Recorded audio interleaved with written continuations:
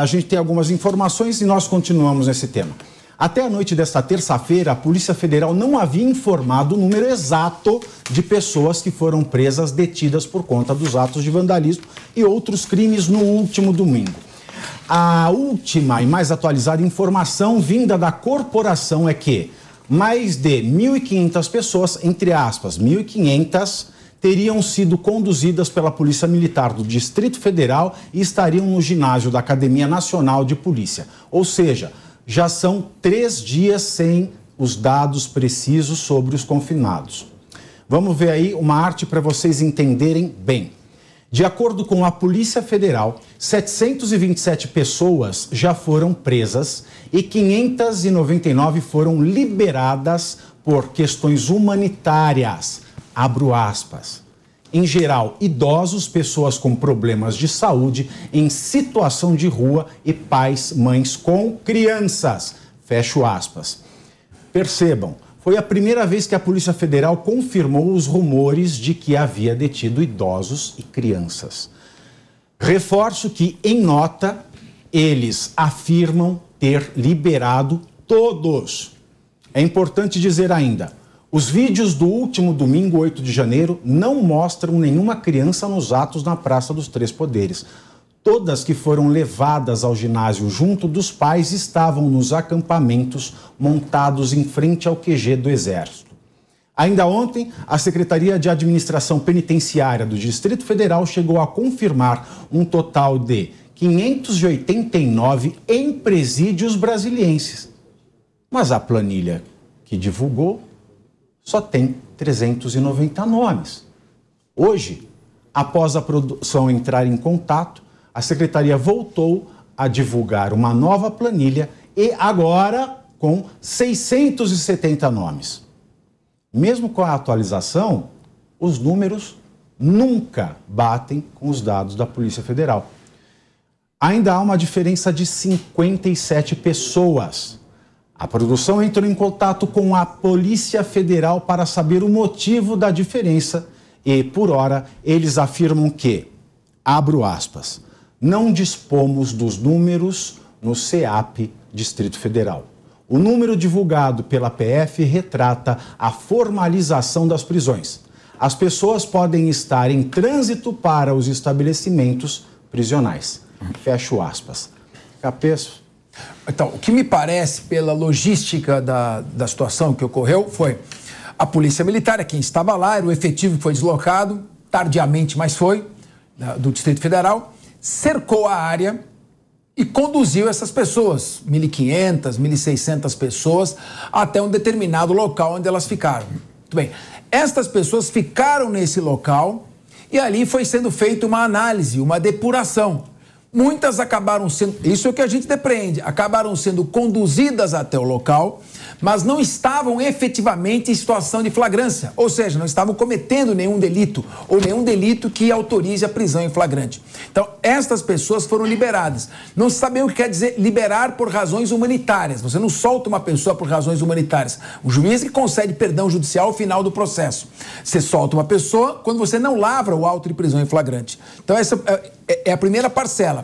Não foi lavrado o auto de prisão em flagrante, porque pessoas que devem ter sido conduzidas até o local não estavam em situação de flagrância. Segundo ponto, algumas, então, aquelas que se constatou flagrante, teve a lavratura do auto de prisão em flagrante. É assim que determina a legislação.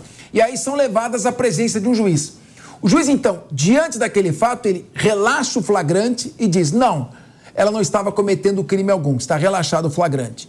2, estava cometendo um crime, mas não há razão para mantê-la presa enquanto aguarda o processo.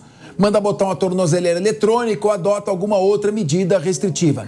3, há indício sim de que estava praticando e precisa ser visto melhor isso. Decreta prisão temporária. E essa prisão temporária, se o ato for classificado como terrorismo, jurídica e tecnicamente não é, juridicamente, faticamente é. Mas juridicamente, a lei a 3.260 define como atos de terrorismo aqueles praticados com finalidade de discriminação. Então, vai ser decretada a prisão temporária pode ser prorrogada, e aí, os casos mais flagrantes, graves, pessoas que foram pegas dentro dos prédios, dentro de locais em que já havia destruição de patrimônio público. Estas pessoas provavelmente vai se decretar diretamente a prisão preventiva. Então tem, sem flagrante, libera, o juiz relaxa, lavra o flagrante e o juiz relaxa, concede a liberdade provisória, decreta a prisão temporária ou decreta a prisão preventiva, em que a pessoa fica presa até o final do processo, até terminar os motivos que autorizaram a prisão. Muito bem.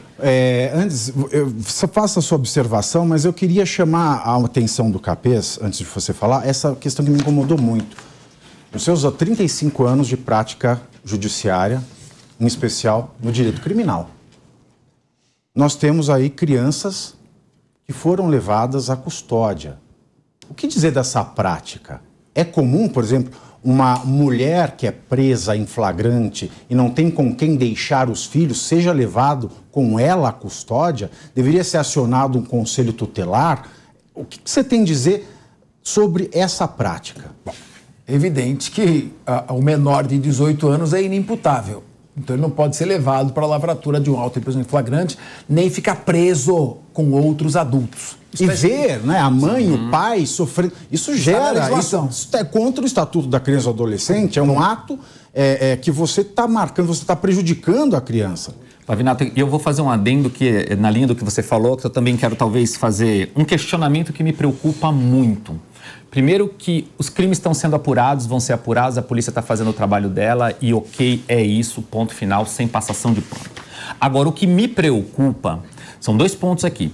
Primeiro, os abusos que podem acontecer, se já estão ou não acontecendo. A gente está relatando aqui o caso de terem sido liberadas crianças, o que essas crianças estavam fazendo lá, enfim, muitos questionamentos que são importantes. Me preocupa o possível abuso que possa acontecer em nome desse ato criminoso que aconteceu e dessa comoção, a necessidade de se fazer algo que possa passar do devido ponto legal. E outra coisa, ontem eu estava assistindo a uma fala aqui de São Paulo do Boulos, numa manifestação que teve aqui, e de uma deputada no Rio de Janeiro. O Boulos aqui mandou um recado para o governador Tarcísio, com todas as letras. Ele falou um recado ao Tarcísio, que isso não vai acontecer em São Paulo, porque aqui em São Paulo nós vamos na mão, nós vamos se tentar invadir a Assembleia Legislativa, nós vamos atrás e vamos arrancar no braço. Aí me preocupa porque essa incitação também é complexa. Nós estamos vivendo um momento onde os nossos líderes, em especial o presidente da República eleito e empossado no mandato, deve colocar para unir o Brasil. Nós precisamos unir o Brasil, pacificar o país. E não estou vendo isso nas falas de alguns líderes muito próximos ao Lula, como é o caso do Boulos, e eu assisti. Ninguém me contou. E ele falando que aqui em São Paulo isso não vai acontecer, vamos resolver no braço. Uma deputada no Rio de Janeiro, nessas mesmas manifestações, agora após 8 de dezembro... Eu já ouvi jornalista da esquerda publicar, né, da UOL, publicar o seguinte: se as condenações não forem a contento deles, se elas não forem punitivas, satisfatórias, exatamente, haverá guerra civil. Então, poderes, se vocês não os punirem exemplarmente, haverá guerra civil. A deputada bem democrático. Rio, Pavinato, falou em pegar em armas. A deputada do Rio de Janeiro falou em pegar em armas. Então, a minha preocupação, isso vai se somando ponto a ponto, fatiando os fatos. Essa fala de pessoas, deputados e pessoas muito próximas, como é o caso do Boulos ao presidente Lula, incitando o movimento à esquerda a ficar mais ouriça, esperando uma, aspas, carnificina de punições a qualquer preço para esses crimes que aconteceram. E, de novo, sem passação de pano para crime. Tem que ser punido, tem que ser investigado dentro do devido rito legal e punido todos. Quem invadiu, quem pagou, quem financiou, tudo, ok? Porém, não vejo como não nos preocuparmos com os abusos, nem como essas falas de líderes da esquerda incitando manifestantes a briga e até a briga armada. Isso me preocupa muito, porque parece, há um ar, não tenho certeza, mas me parece que há aí tem gente colocando gasolina nisso, para que talvez isso pegue fogo e aí então possa se tomar medidas ainda mais drásticas.